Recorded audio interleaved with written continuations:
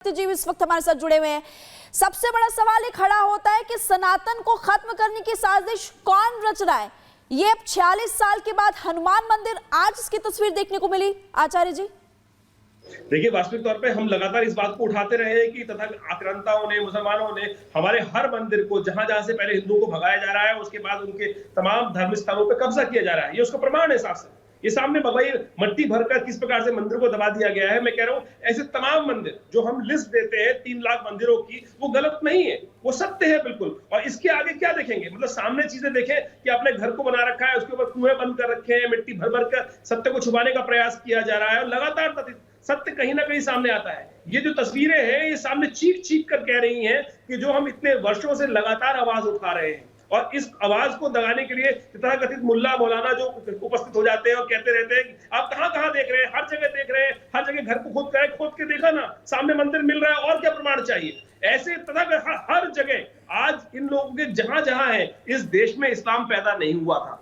इस देश के अंदर सनातनियों पर जिस प्रकार से कुठाराघात किया गया, जो इतिहास में दर्ज है, जो रक्त रंजित हमारी धरा को किया गया, उसका प्रमाण है ये सामने जो चीख चीख कर कह रहा है कि जो इस प्रकार से आप सोचिए 400 साल पुराना मंदिर, अभी कहा गया हमारे डीएम साहब की तरफ से कि 400 साल पुराने उस मंदिर के और कुएं के प्रमाण वहां मिलते हैं। लोगों ने कहा कि हमारे बाप दादा यहाँ पूजा करते थे, और उसके बाद भी आज जिस प्रकार की स्थिति, मैं कह रहा हूं, धन्य है ऐसे लोग जो वहां पर पुलिस ने आज जागी, तो सही पुलिस जागी हुई थी पहले से, लेकिन जो नेता वहां पर विराजमान थे, जो लोग वहां विराजमान थे, जिन्होंने तुष्टीकरण के लिए, अपने वोट बैंक को साधने के लिए इस नाइंसाफी को, इस जघन्य पाप को लगातार पोल पालित पोषित किया है, ये वास्तविक तौर पे वो पाप है जो आज निकल के सामने आ गया है। वो पाप के इनके बीज है जिनको छुपा के इन्होंने रखा हुआ। आचार्य विक्रमादित्य जी, आप महत्वपूर्ण बातों का जिक्र कर रहे हैं। जिस चीज को छिपाया गया इतने सालों तक, वो उजागर हो चुकी है। लेकिन अपने दर्शकों को एक बार फिर से जिलाधिकारी का वो बयान, प्रतिक्रिया सुनवा देते हैं, जिसमें वो मंदिर को लेकर कुछ कह रहे हैं, बता रहे हैं कि कैसे खुलासा हुआ, कैसे पता चला कि यहाँ पर कुछ मंदिर हो सकता है और ये सब काम करना चाहिए। सुन लीजिए।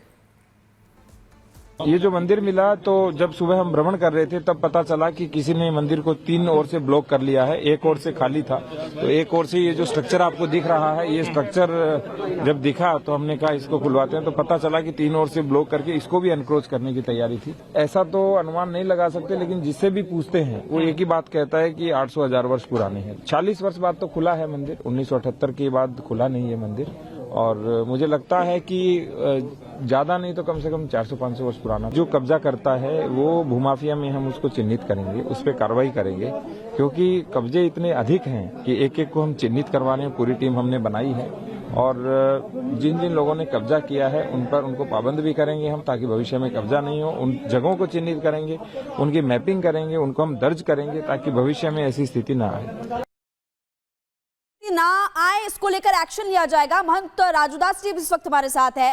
राजूदास जी, इससे पहले खबर सामने आई थी कि यहाँ पर अतिक्रमण हुआ, मंदिर के आगे पहले यहाँ पर घर बना दिया गया, पर सवाल खड़ा होता है कि इतने साल से ताला क्यों जड़ा गया। 46 साल से मंदिर बंद था और 800 से 1000 साल पुराना मंदिर बताया जा रहा है।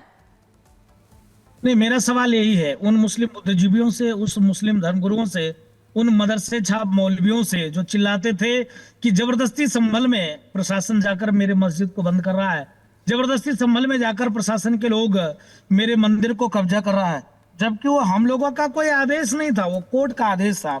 और कोर्ट के आदेश के माध्यम से वहां पर पुलिसकर्मी के जवान गए थे वहां सर्वे को लेकर। लेकिन आज देखिए, वही पास में 200 मीटर पर जिस प्रकार से मंदिर को कब्जा करके, शिवलिंग को ढककर, हनुमान जी की मूर्ति को ढककर अतिक्रमण करके, मेरा सवाल ये है, जहां जहां पर भी मुसलमानों की जनसंख्या बढ़ती है, वहां से चाहे वो ईसाई को मानने वाले हों, चाहे जैन हों, चाहे बौद्ध हों, सिख हों, पारसी हों, हिंदू हों, उनको भागना क्यों पड़ता है, उनको घर क्यों छोड़ना पड़ता है, वहां से उनको पलायन क्यों करना पड़ता है? क्योंकि एक कट्टरपंथी इस्लाम को मानने वाले, इस्लाम के अलावा उनको किसी भी धर्म से प्यार नहीं, लगाव नहीं, मानवता नहीं, समन्वय नहीं, उनका व्यवहार नहीं। आप देखो कितनी दुर्भाग्य की बात है कि 40 वर्ष आजादी के बाद 40 वर्ष से ये मंदिर बंद है। कितनी दुर्भाग्य की बात है। कि बहुसंख्यक समाज के देश में, हिंदुओं के देश में, हिंदू अपने मंदिर में पूजा नहीं कर सकता है। हिंदुओं की मंदिर की कब्जा प्रशासन को साधुवाद है। प्रशासन ने तो बिजली चोरी के मामले में सर्च ऑपरेशन चलाया था, क्योंकि ये लोग कहीं पुलिसकर्मी को घुसने नहीं देते थे, प्रवेश करने नहीं देते थे।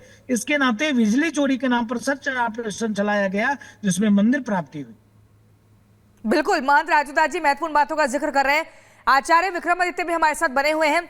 विक्रमादित्य जी, अभी हम डीएम साहब को सुन रहे थे, राजेंद्र पेंसिया को। वो सीधे तौर पर कह रहे हैं कि जिन भी लोगों ने यहां पर कब्जा किया उनको चिन्हित किया जाएगा, खोजा जाएगा, कार्रवाई होगी। लेकिन ये तो साफ तौर पर क्लियर है, 400-500 साल पुराना मंदिर, 1978 में दरवाजे बंद हुए थे, 46 साल बाद खुले हैं, तो चौंकाने वाले खुलासे हुए हैं। दीवार पर गड़ी हुई हनुमान जी की मूर्ति दिखती है, सामने शिवलिंग दिखता है और ऐसे में कुआं भी दिखता है। तो कई और चीजें हैं और अब सत्य को यहाँ पर प्रमाण की जरूरत नहीं है। महंत राजूदास जी, सत्य सामने आ रहा है जी, जो सत्य है वो सामने आ रहा है, बिल्कुल सामने आ रहा है सत्य। इसमें क्या चीज और दिखनी है? साफ साफ व्यक्ति को सामने दिखाई दे रहा है क्या छुपा के रखा हुआ था नीचे। जो हम बोल रहे थे वो गलत नहीं है, सब मान लीजिए। जो ये लोग बोल रहे थे वो गलत है। इनको पता है, क्या बताइए, ज्ञानवापी के अंदर जहां पर भगवान शिव का शिवलिंग विराजमान है वहां वजू खाना बना दिया।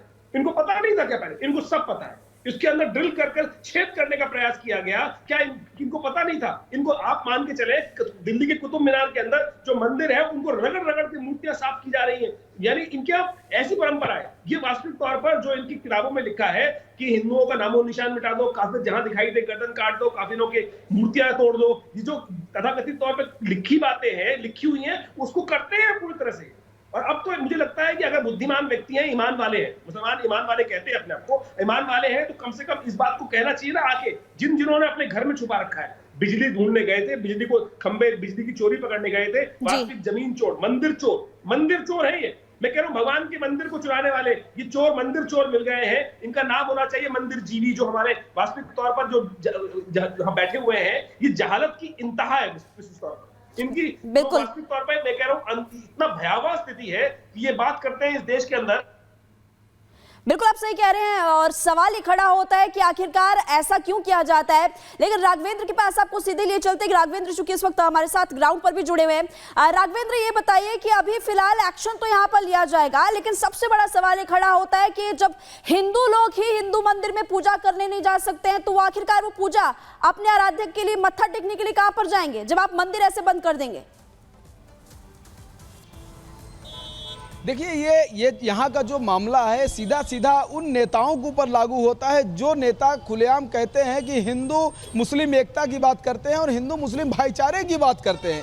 आखिर ये किस तरह का भाईचारा दिख रहा है संभल में कि 45 साल से मंदिर में ताला, वो भी बहुसंख्यक जो वहाँ पर कभी हिंदू समाज था वो वहाँ से पलायन के लिए मजबूर हुआ और आज उसका अस्तित्व वहाँ से गायब हो गया है। जो लगातार आरोप कई लोग लगाते आ रहे हैं कि डेमोग्राफी, चाहे प्रदेश की बात हो, देश की बात हो, चेंज हो रही है, ये उसका एक उदाहरण है कि आपके सामने जब ताला खुला तो वहां पर मंदिर भी मिली, शिवलिंग भी मिला है, कुआं भी मिला है और हनुमान जी भी मिले हैं, सब कुछ बरामद हुआ है। और सोचने की बात है कि उत्तर प्रदेश, भारत, जहां पर खुद राम कृष्ण शिव का ये जो धरती है, यहां पर मंदिर में ताला लग रहा है, शिवालय में ताला लग रहा है, कितनी बड़ी बात है। अरे भाई, एक बात आप सोचिए कि जब आज़ादी का मामला था उस समय जो भी मुस्लिम भाई रुके थे वो सब प्रेम के वजह से यहाँ रुके थे। ठीक है, हम रुक रहे हैं, कोई कंडीशन नहीं था।